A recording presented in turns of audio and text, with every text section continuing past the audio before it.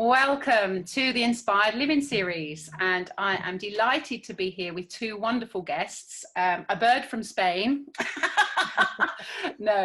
Amanda O'Shea, it's lovely to have you here, and Stephen Desborough, known as Steve.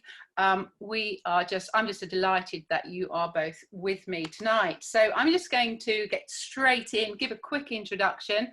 My name is Denise Holland. I run the business of Class Performance Excellence Within, and I call myself a transformative coach. So I have been working in the understanding, if you like, of human performance for over 30 years, but more recently, the last 7 or 8, with regards to the human mind. And I just help people to live a better life and to perform well and live well. So that's me. I'm going to introduce Amanda. And if you don't know Amanda already, she is the loving life coach from the Serendipity Experience. With over 25 years of experience in the provision of holistic healthcare, Amanda feels a dedication to mental health coaching. She speaks at international conferences, worldwide seminars and podcasts, and creates retreats across Europe. Amanda has worked exclusively in the world of addiction and recovery for the last few years. She has a passion for bringing her experience from this role for sharing in the form of prevention to young people, parents and teachers. In 2019, Amanda joined the iHeart team as a facilitator as they launched in Spain and feels inspired to help solve the mental health crisis. Welcome, Amanda. It's great to have you with us. Thank you. And Stephen Desborough is a performance coach and has been director of Performance Coach UK Limited since 2006. It was while Steve was working as a financial futures trader in the city, he saw his performance of well-being was being influenced by his state of mind, and not as he thought by the outside world. Without realizing it at the time, his new career path began. It was then that he committed his new career life to learn more about the human mind. Steve, it's great to have you here. Wow. And we will ensure that all of our listeners have the opportunity to get in touch with you via your websites at the end, and I'll give you an opportunity to say what they are, but they are also on my website under this event and will be on the recording, which is going to be under the news on my website, so you'll have no problem finding it. So I'm just going to check to see if we have to go over to the live Facebook and to see if we have people listening in. Hi, Billy. It's great to have you here. Thank you so much for listening in. And however you do that behind the scenes, if there's any other people with the watch party, that's fabulous. But we're just going to press straight on into our conversation. And these conversations are inspired to help us to navigate this world of which appears to be really uncertain. And we came up with a title for this session called Living Well Despite a Changing and Uncertain World.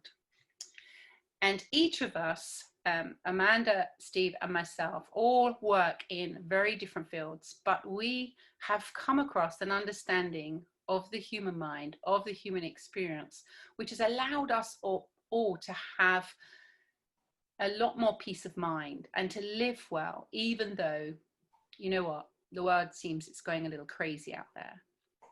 So I just would love to hand over to each of them and just to kind of introduce and to, settle in and to, introduce yourselves in terms of what are you up to right now?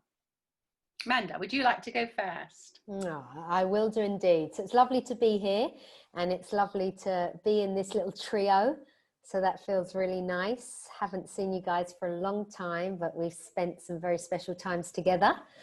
And it's a good subject, you know. And I think that Steve and I were chatting the other day about this title of uncertainty and the unknown and change. And I think, you know, I'm, as you said, I'm in Spain right now, so I'm having a different experience probably than people in the UK or people in America or wherever people are listening in from. But something that I think was really apparent to us was that we're always actually in uncertain times. We're always in uncertain times. And I don't know if we actually see it like that, because it seems like life's pretty predictable, right? It kind of seems like, oh, well, what we're doing today is probably going to be pretty similar to tomorrow.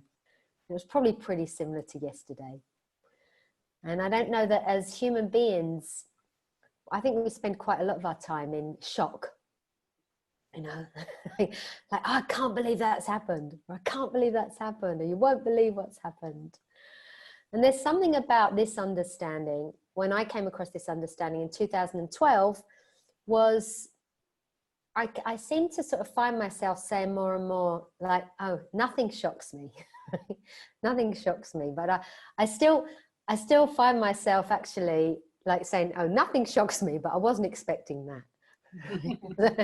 So yeah, it's been a big, you know, it's been a big thing that's happened in this 2020. And it's funny because I saw the title, Uncertain Times, the world's changing, and straight away my thinking went to the pandemic.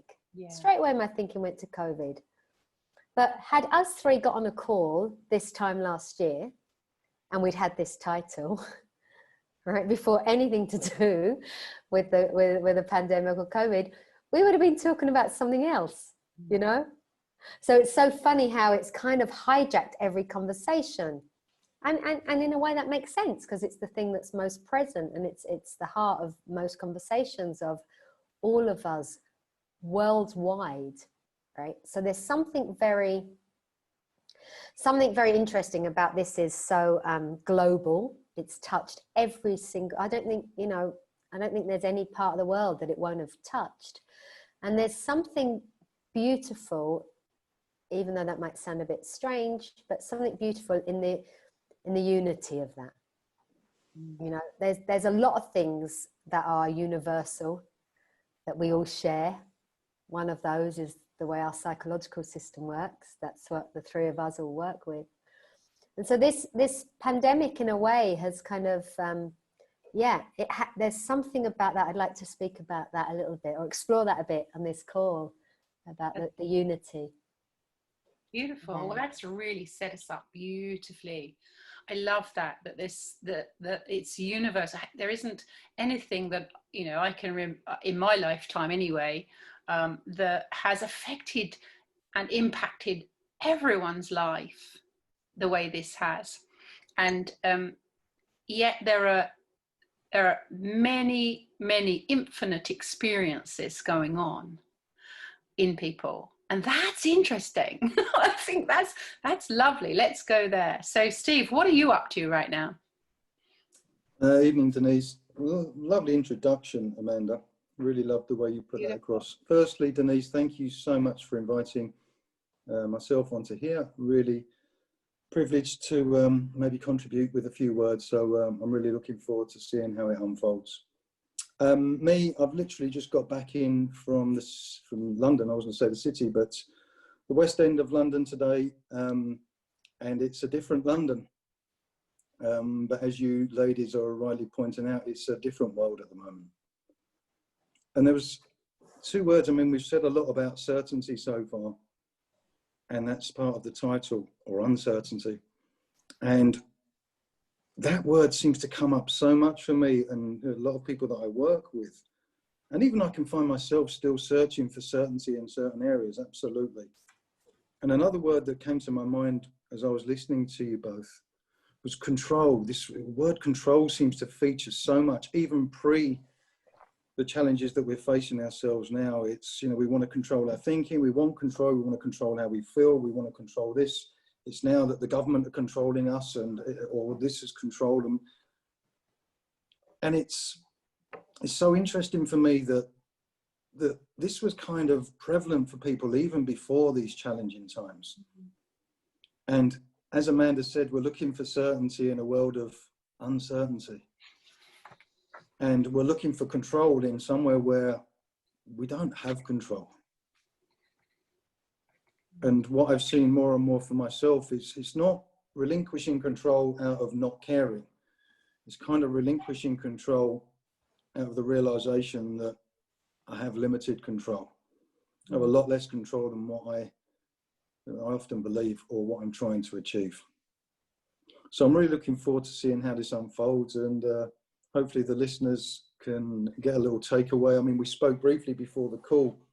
We touched on something, you know, what would be really helpful for people to maybe to consider or to learn or to see during this call. And, you know, you beautifully put, Denise, which reminded us about just being in service, which is, you know, how I see the work that I do. And as soon as I'm not in service and I slip into it's about me, or it's certainly not about service, I know that I'm off track. Yeah. So hopefully people tonight can maybe hear something new and maybe just get curious around some of the things we're going to be talking about, but also just to be open to the idea that there's a space where peace resides within them regardless of what's going on. Yeah. I love that. Thank you so much, Steve. It was a beautiful introduction.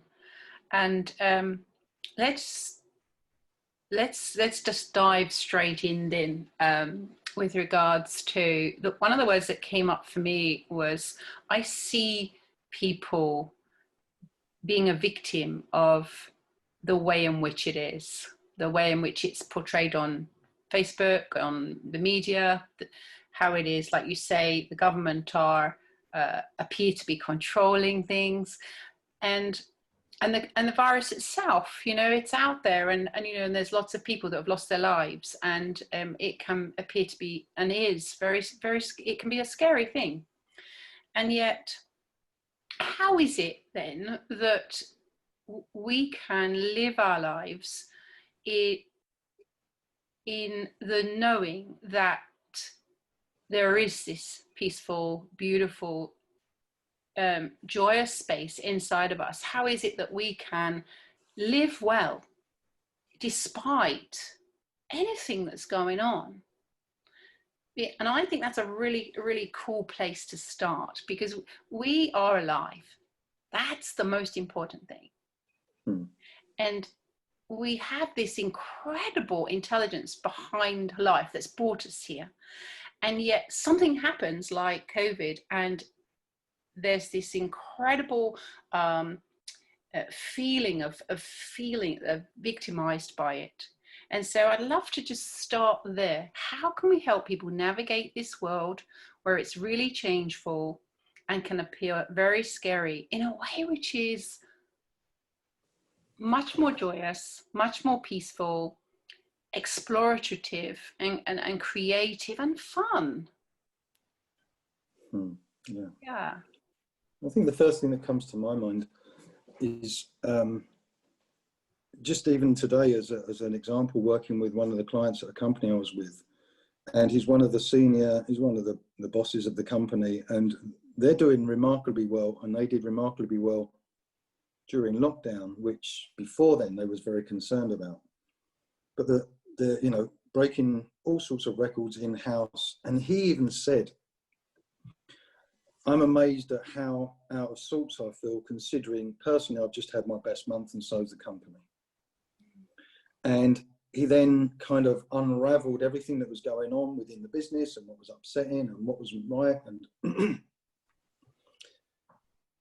and it was just kind of quite clear to me how I do what he was doing, but how it showed up in the conversation, which was how personal he was taking his thinking. And I remember, I think it was Mara said at my very early part of this journey many years ago, you know, how personally we take our thinking. And it was one of those many things that just went over my head. What do you mean, how personal? Let me try and work that one out. And obviously I never did, but more and more I'm seeing, when I take my thinking personally, when I take what's going on personally, it's as if there's a wedge has been pulled between, or put between, like this universal connection, that there's this universal intelligence. It's, I always remember one of my clients saying about ego, which was edging God out. And I just thought that was such a beautiful expression. And I can see when I'm getting into my personal mind, or when I'm taking things personally, as my client did today, it's as if we're edging some greater intelligence out, as if we're edging that space, that peace, that freedom, the clarity, all the things that we're looking for. It's like that just gets drowned out. Mm. I always think of the personal thinking as like if we were in a room full of puppies and they're all running around, all these puppies. The puppy that's going to get your attention is the one that's yapping the loudest and biting at your ankle. And it kind of just always reminds me of, that's my personal thinking. It's really loud and it's really yapping and it's biting at my ankle and it really is demanding attention. Right. So what comes to mind is so are we saying that we have a thinking problem, or do we have a world problem? And I love that. So Amanda, why don't you take us further? Well, yeah, I don't know if there's any problems really. So, there's what's happening. Yeah, exactly. There's something happening. And I don't make it happen. Denise doesn't make it happen. Steve doesn't make it happen. But it certainly happens, and it's called life. And you said something there, Denise, that resonated with me, which was we're alive, right? So what I feel like I know for sure, it's what I spend my days teaching and coaching, is that if we are alive, if you can hear me right now, if you're watching this, then chances are you're alive. And if you're alive, then the way that your psychological system works is the same way as it works for me, Steve, Denise, or any other human on this planet. And I love the fact that if we're alive, it does mean that we're thinking. And, that's a great gift. And the greatest gift is that we get to feel what we're thinking. And that's kind of how it works. We're alive, we think, and we feel what we're thinking. And the system repeats. And that's all that's ever happening. That's all that's ever happening.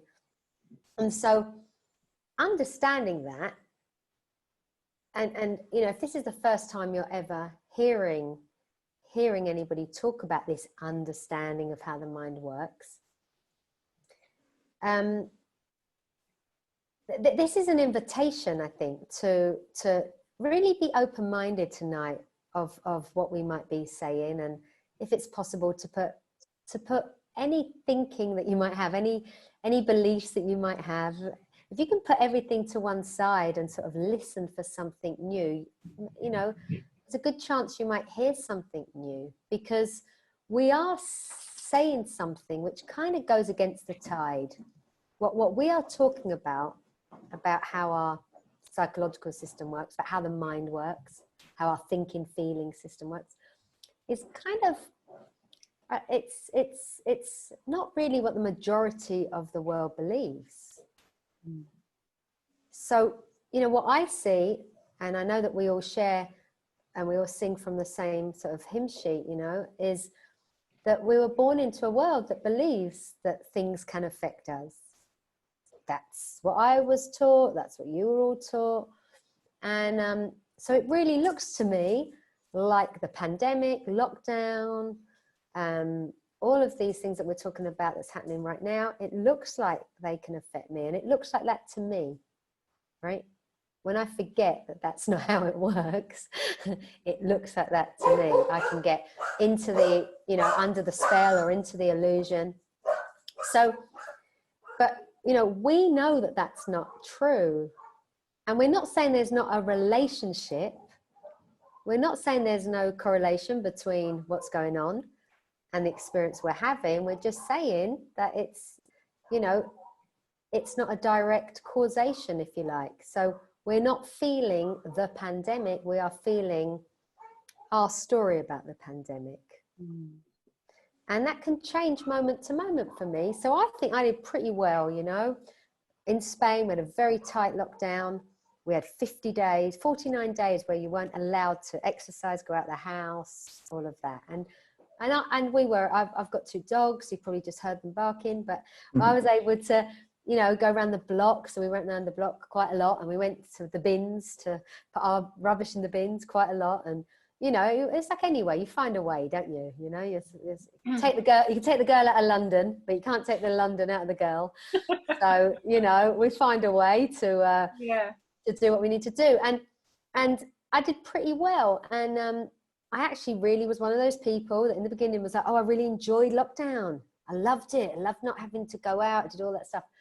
But about 2 weeks ago, I hit a little spot where it got pretty rocky inside my head, and I had a really sad experience for a few days.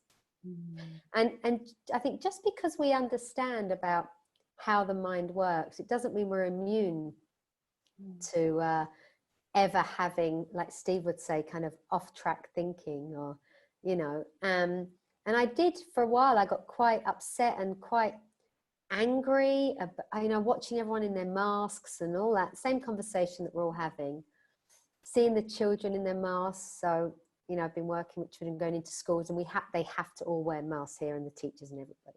And there was a real sadness with that came with that, that I hadn't really had in these past months. And so, I mean, it's something, you know, I hear you saying a lot, Steve, you know, that the difference before, I think, of if I had got sad, or if I had got, I don't know, any other kind of emotion, was trying to think, oh, that I shouldn't be like that. You know, I should get myself back into a happy zone about it. But being okay with being off track is also quite cool for me. Being okay that I'm angry, or that, you know, being okay that I can have all these full experiences, rich experiences of a situation. There's something about that, you know, that is quite nice. And actually sitting within that was kind of cool for me. But what I did notice was where my little, you know, whatever you want to call it, my ego, the victim, all of that stuff was started to take me down rabbit holes. So I felt sad. And then it's almost like I was looking to the outside world for, well, what's making you sad? Well, look at everybody in their masks. Oh yeah, and what about that happened in the family? And what about that, you know, the passing of a friend recently? And what about that, you know, and looking out for all of these sort of things, which I don't do as a rule anymore, because I'm teaching it all day long, that we don't look to the outside world to, you know, to as a source of where our feelings come from. But the moment I got into that little zone, oh, it's like clockwork, it came back, you know. And what about this, and what about that, and what about that? This kind of, whatever you call it, ego voice that's really trying to help me out. It's like, you're sad, and it doesn't want me to be sad. and it you know, and it's almost like whatever coping mechanisms I've come up with for the rest, you know, for my previous 51 years, of course my thinking's going to try and get me out of that sadness, or really justify why I've been sad. So it comes up with all sorts of nonsense. And what I'm grateful for is I know that that's not true. I know in the depth of my soul, from the bottom of my feet, you know, in my heart, I know that that's not true, because I've seen it for myself, that no one and no thing can put a feeling in me. And I think that for me, like Steve says, was the, you know, the bow on the present, you know, to really see, after hearing this understanding, that, wow, feelings are only ever coming from one place. And that's kind of my thinking that's going on in the moment. And it really does look like the pandemic, or a problem in my relationships, or all the other stuff that's going on can put a feeling in me. So I'm really grateful that I do this work, because I feel like I get a top up every day talking about this stuff, and that kind of keeps me sane, you know. And I love that, because for me, that's the best job in the world, you know, being able to share with other people how how our experience is created, and at the same time topping myself up to remember that every experience is a gift. For me, that's gold. But yeah, so I'll pass it on. I'll pass the ball on, and netball. I know Denise is into netball. Pass the ball back. Catch. Yeah, I love what you're both saying. I really do. And you know, we keep coming back to I wrote down well-being. You know, you said we're alive, and you know, there, and we think and we feel, and I love that we're thinking creatures. And you know, the first time I really even looked at that, I didn't even have any eyes for the fact that we're thinking creatures. Like, what do you mean? And then I saw, oh my word, this really is true. We are living inside our own thought bubbles. And it's funny because at school they're putting people in bubbles right now to keep them safe, aren't they? Yeah. Well, what if we could start to see that our entire perspective is actually just one big thought bubble, and within that the system's got its own regulation structures. It allows you to have some thought and then for it to in a second change, and that takes the feeling with it.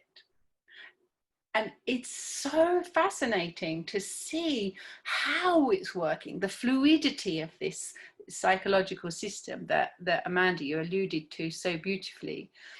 And you start to look there, and it's kind of confirmation and heightens curiosity to, yeah, you know what, that's really true. The COVID is still going on, job losses are still going on, you know, sadly people are losing lives. But you know what, in one single day I'm having this range of experiences and nothing else has changed on the outside. Like we're still in this, you know, lockdown, we're still in this jobless future potentially. And yet I'm having this experience, which is so transient. And I didn't see that. I didn't even consider it. And then I started to think, oh my goodness, yeah, you know what? In sport, we could lose a game and we could be really distraught afterwards and think, oh my goodness, world rankings. And then, you know, the next day, we're kind of over it and we're looking to the next test. Well, that's curious. The loss is still the loss. Yet 24 hours previously, we were having a different experience of the very same thing. So just maybe it's the reality that we experience is an inside job. And if it's an inside job, how does that work? Can we start to see how it works? Because if it's inside, it means I don't have to be a victim of the outside. I can completely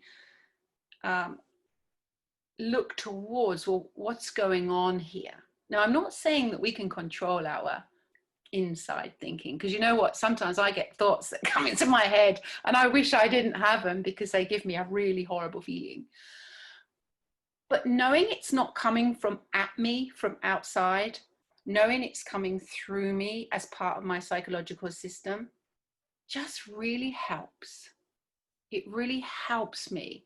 And knowing that, you know what, by tea time, if I leave it alone, it's gonna go, it's gonna change, because we can't hold a thought. If I try to think my way out of it because I don't like that feeling, I get into trouble and it gets worse.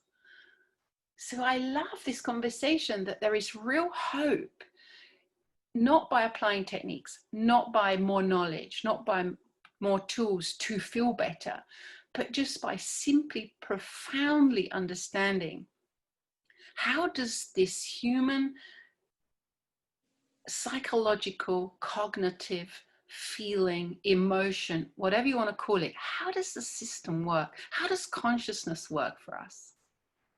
And if it is inside job, you know what? We would be pretty good to look in that direction. So that's really lovely. So guys, what comes up for you now in the conversation? You just take it away. Anything Well, come just up? following on from you, Denise, this was just so not even on my radar. Any of this, anything that, you know, I'm now seeing and we're talking about here today, it was just, I don't know, it was just something I'd never even considered. And when I did start to consider it, what I did was I brought a hell of a lot of thinking around it, trying to analyze and work it out. Yeah. And you can imagine that didn't go too well. You know, I was the kid in all classes on this journey in the corner with the D on his hat. That was me. But I think, you know, something you said there as well, it's such a simple word, but a word that is so relevant right in this moment. It's the word hope. Yeah. And for me, it wasn't so much about hope for something. Yeah. Hope that COVID goes away, hope that this happens, hope that we change, hope that the world gets back to how it was. It's just hope for nothing specific, but having hope in your heart. And knowing that hope is, when everything's stripped away, that's who we are at our real core, is we are hope. And it's so powerful. And again, you know, something else that you said, which is alluding to is right, okay, well, let me try and get hope. Let me try and create hope, or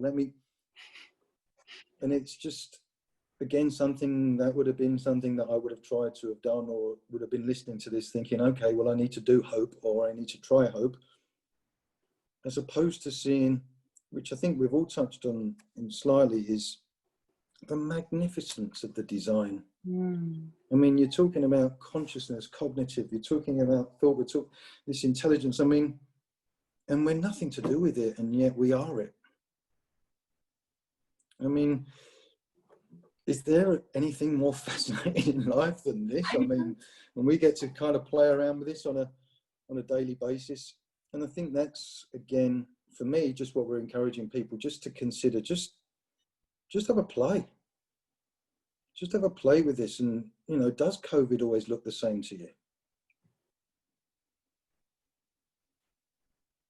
You know, and when I'm speaking to clients sometimes who are traders, and I had that absolute convincing belief that my P&L, my profit and loss dictated how I felt, which was fine. All I needed to do was make money and not to lose it, and I was good to go. But then, you know, you start reflecting, well, sometimes when I lost money, I wasn't upset. And sometimes when I made money, I was pretty frustrated. And just seeing how simple we've got everything back to front, and how innocently that is getting rubber stamped on a daily basis to us by, you know, friends, family, media, parents, upbringing. And that's why, you know, I'm so excited for Amanda and all of the iHeart team, as well as what we're doing. We're just doing our own little bit, but really trying just to, that great expression, which is just tapping people on the shoulder and seeing them wake up. Seeing them wake up to maybe that you're not who you think you are. You're infinitely more than you can imagine. Now, what that is, I don't know, but I'm just really willing to explore and play with that. I love the play, and I think we must have one of the most playful people here with us, Amanda. She's always got this amazing smile, and she just is full of love. And Amanda and I, we started off at Jack Pransky's training, and I remember we had this beautiful session on the sofa where we were looking at listening deeply, and then from that moment we were connected. And last year we spent some time together at Amanda's Love and Clarity retreat. And so I think, Amanda, we are amazing human beings, and yet we have a lot of ideas about how we're not, and how we need to look for our security in the world. And when that is changeful and very, uncertain, life can get pretty scary for us, and we lose the fact that we are amazing. And we've been here for thousands of years, human beings, incredibly resourceful, incredibly resilient, and full of this amazing intelligence, which makes our hearts beat and allows us to know we're alive. So why don't you talk to this amazing subject that you love speaking about, love? And it is amazing, right? And I love speaking about love, and I love speaking about anything to do with this subject, because I love what Steve just said there, you're not who you think you are. Yeah. And that song popped in, like that, that chant at football, like, who are you? Who are you? I love it. I love that. Oh my God. And it's like, what does that even mean? You're not who you think you are. And we're pointing to that we're something so much more than this physical being that's been given a name. And we point back to that unity. I think that, we're all connected. We're all connected because we might talk about it because we're from the same energy or the same source, or whatever words we want to put on it. But we're also all connected because of this amazing psychological system that we have. And that's just a fancy way for talking about how the mind works, right? It's like this amazing gift, and we're talking about anything amazing. And Denise, you mentioned Jack Pransky there. And it was actually where I first met Steve Desborough as well, on the Jack Pransky training many years ago, Steve, maybe 2013 or something like that. It was way back. You came and did some a walk-in retreat. Or amazing something. time, loved it. Yeah. It was a long time. It was a long time, many years ago. And I think Jack has got that quote on his website, which says, "All we are is peace, love, and wisdom, and the power to create the illusion that we're not." Right? So it's all we are is peace, love, and wisdom, with the power to create the illusion that we're not. And, for me, that kind of wraps up the whole understanding in whatever that is, 9 words, 10 words, 12 words, whatever it is, not many words. And, to think that, so for me, everything's love, right? For me, it's all love. It's all an expression of love.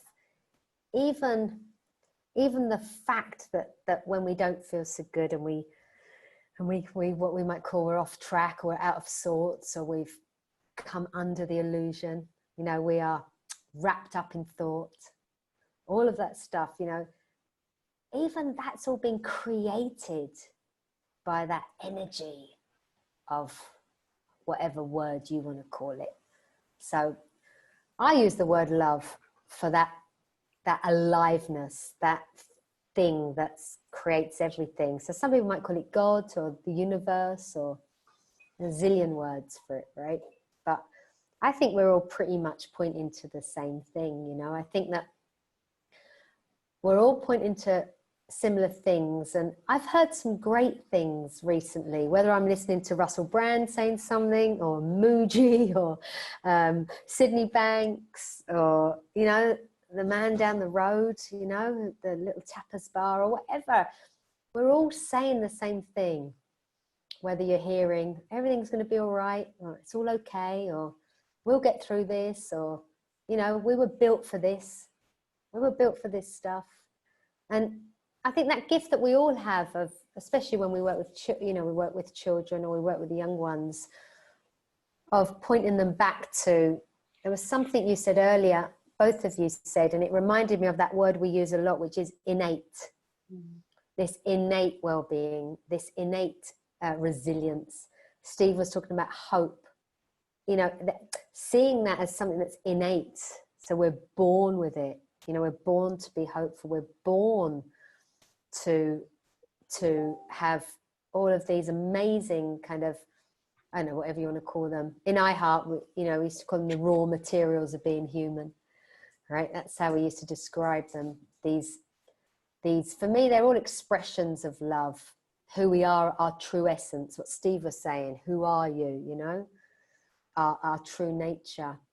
So it's really cool when I hang out in my well-being. It's really cool when I hang out in that space where I'm in love with the world, where I'm in love with experience, whether that's good, bad, or ugly, just because of the fact that I'm alive and I'm having an experience, and I'm not, you know, I'm not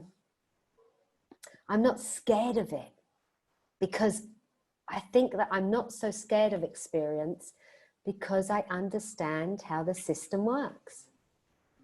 And for me, that's super cool. And that's why we invite people to hang out with us for an hour or so, but also to stay in this conversation and look further. And I think we were talking, Denise, you know, we've talked before about, that's why we've all created programs.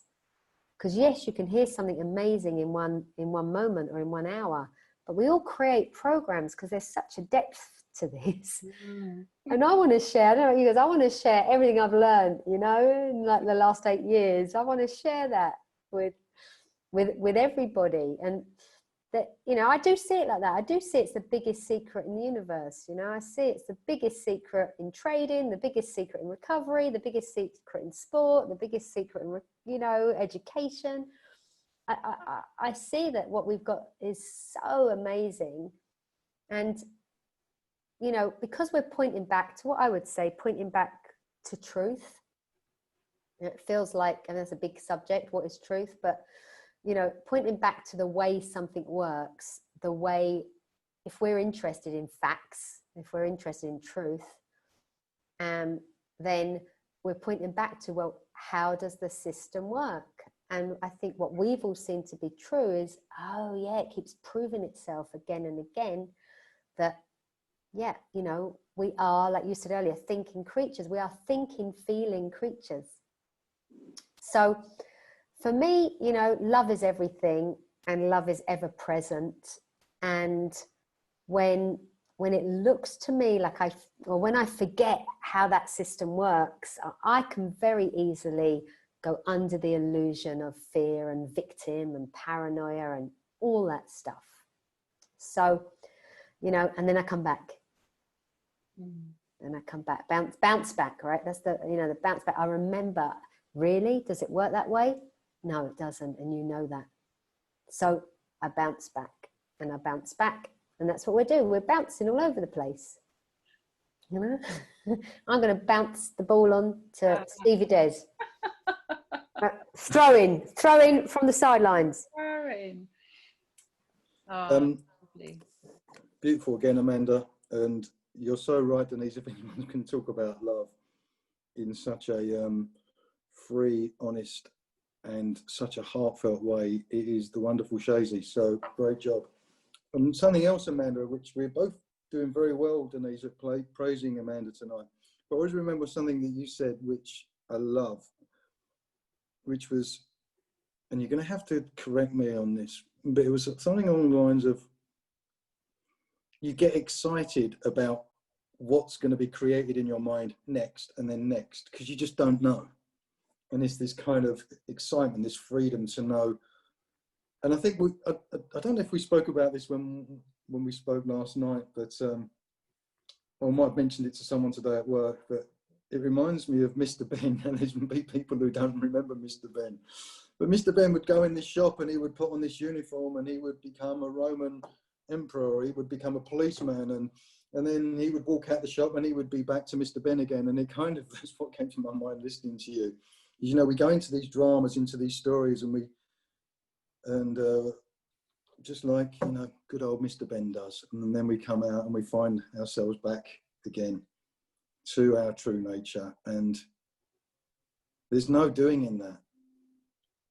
That's just that's just the gift that we got when we signed up as a human. And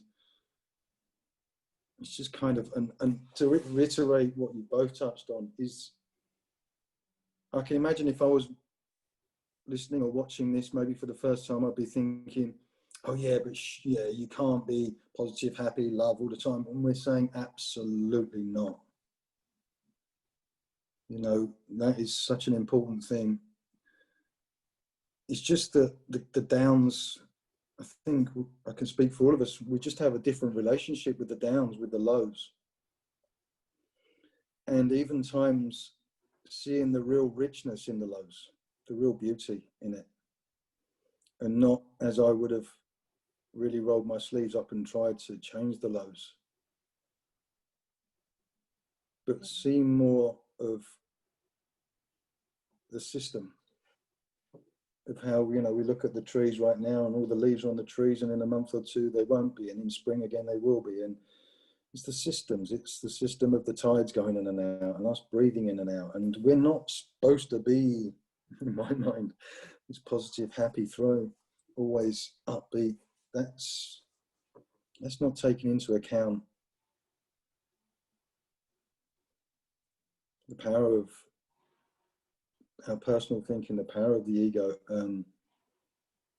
But as you said, Amanda, it's all coming from the same place. It's all coming from the same design. It's all coming from the same system. Whether it's good, bad, or indifferent. And I remember I can't remember who it was, but, you know, if we look at that as up and down, as state of mind, as moods, in essence, it's just that turned up the other way, because there's a real neutrality to everything.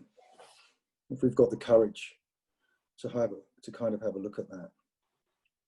And I think that's something that's been really interesting for me, more and more so recently, is just having that courage to have another look. And really?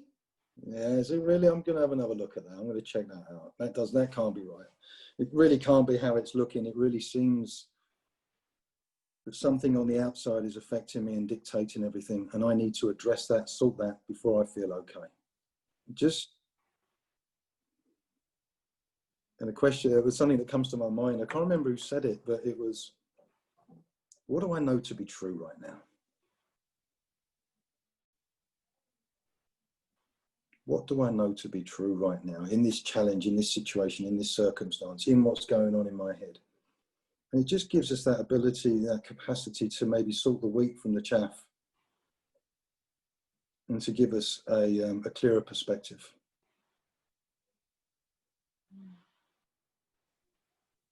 Thank you, Steve. Well, I just want to say thank you to Elizabeth and to Billy, who are online with us live. So thank you so much. And anybody else that's going to be listening to this recording later on. And I think what's coming up for me is that during this situation, this pandemic, occasionally I'm getting some real fear coming up for myself, but also for other people. And today, Mandy was talking about what's the one thing, what's the one thing, the ribbon, I think you said the bow or something. The bow on the present. Bow on the present. And yeah. The one thing for me is I continually get saved by remembering, and I can't think of another word, but by remembering that I'm not doing this. Like I'm not, I haven't got to come up with the answers. Like I haven't got to work this out. And if I thought that I did have to, you know what, when that happens to me, I get really panicked, because it's then on me to start to operate my whole perspective. And I can't, there's no way, like I can't control that.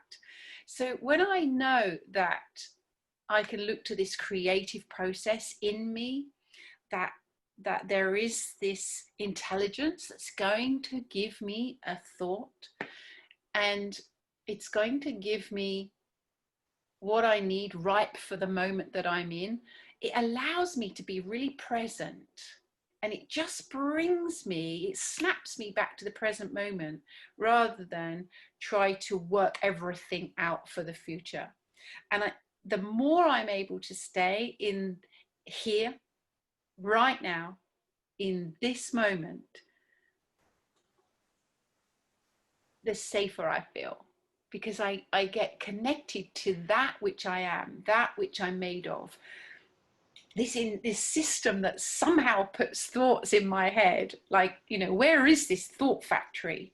Because you know what, if there was one, I would be ordering up the really nice ones all the time. And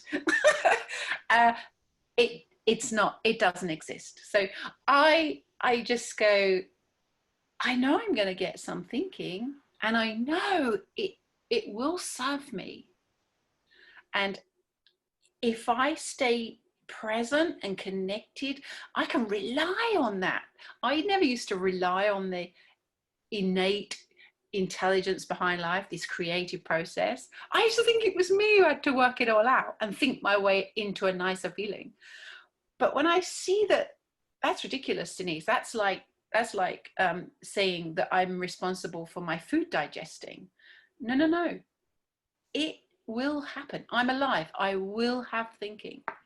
And if you've never got really curious about that, it's such a good place to start. You just really just sit and don't do anything with the content of your mind. Just watch it. Just watch it change. And that's fascinating, because underneath all of that activity and that fluidity, there is this wordless, formless, spacious essence, this sense of wellness. And I love that that's who I am. That's who we all are. And I can rely on the fact that I can feel that and touch that space at any moment. When I just come back to this present moment and remember, like you say, Steve, who I am, what I am. It's beautiful. There's something about we were talking earlier about the pandemic and stuff, and you know, like viruses, for example, being invisible, and this thinking system is invisible. Like these things that are invisible, they can really cause a lot of trouble. There's something, it's like, you know, can't see what it is, but it's causing trouble, because we get to see we don't get to see these invisible things at play, but we get to see the effects of them, right? So, you know, we're getting to see, we can feel an invisible system in our, you know, that's what we get to do. We get to feel it in our physical body. And you said the word formless there, Denise, and that's what, you know, what sort of jogged that on, which is, you know, this formless, we talk about the invisible, this stuff that's going on behind the scenes that we're not seeing, but we know it happens. Like actually there's this thing going on behind the scenes of our experience of life. I mean, that's what we all teach, right? When we're on retreats or in workshops or in our one-to-ones, the behind the scenes, that system that works behind the scenes in order for us to have an experience is always at play. It's constant. It doesn't have a day off. It doesn't have fiestas off. It doesn't have bank holidays off or weekends. 24/7, you've got, you know, this system of thinking, feeling, that's just how it is, and it never stops. It never switches off. And if we've got caught up in our thinking, which I think most people can relate to that. I speak to people and they say, I just want to get a Hoover and like suck all my thoughts out, you know, just like stop that. I want to stop it. And that's what's beautiful, I think, about understanding. We talk a lot about understanding how it works. Kind of is so helpful, because we get to realize, oh, we can't stop it anyway, so there's no point trying, because that kind of just makes it worse and keeps us all in a keeps our knickers in a twist. And you know, and seeing it play out, we get to enjoy more. There's something you both talked about, joy and laughter and lightness, and I think there's something about that. Like, it all gets too serious, right? It all gets too serious, and there's something about being okay with bringing lightness to even situations that look like they're sad or look like they're tough.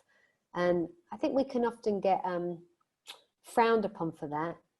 It's like, oh, here they come, the happy clappy gang or the positive gang, or, you know, staying in their well-being when they should really be miserable and sad because it's really bad what's happening out there. And we're not saying that we don't all have our own personal opinions on that, because I know I do, certainly. I've got real personal opinions about this whole pandemic and my own personal views, but I do understand that they're Amanda's views. That's Amanda's thinking. Doesn't mean it's true. It looks like it to me most of the time. Isn't it funny, Amanda, how much time we spend on trying to get other people to agree with what it is we say? Yeah, good luck with that one. Funny, isn't it? And we try to get other people's approval by the way, by what we're doing. Such a strange thing. And we like that. We like that, Denise. We like to hang out with people who agree with us, right? And I think, because then it's sort of, there's a belief that is just not true for me, but there's a belief that, oh, you know, around like-minded souls, around people that think the same, that we're sort of united. And I think what we point to is, oh yeah, we get an understanding of separate realities, and then, you know, we can still be friends or still get along, and and that's more interesting.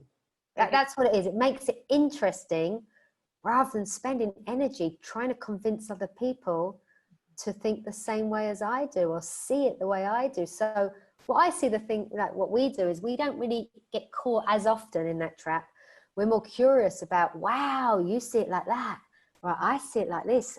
Tell me more about how it looks to you. You're good at that, Steve. I love the way you kind of talk about that stuff, how it looks.